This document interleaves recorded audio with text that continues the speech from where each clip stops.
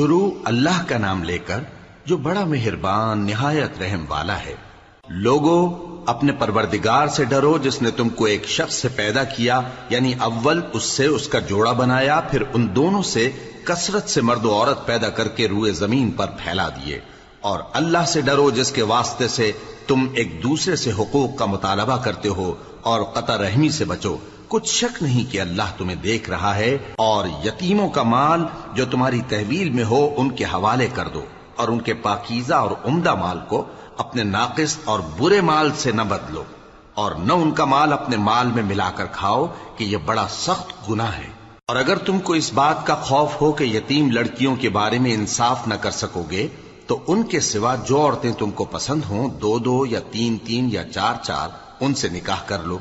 اور اگر اس بات کا اندیشہ ہو کہ کئی عورتوں سے انصاف نہ کر سکو گے تو ایک ہی عورت سے نکاح کرو یا باندی سے تعلق رکھو جس کے تم مالک ہو۔ اس طرح تم بے انصافی سے بچ جاؤ گے۔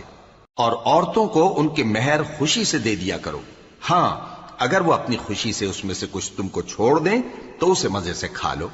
اور کم عقلوں کو ان کا مال جسے اللہ نے تم لوگوں کے لیے سبب معیشت بنایا ہے مت دو، ہاں اس میں سے ان کو کھلاتے اور پہناتے رہو اور ان سے معقول بات کہتے رہو۔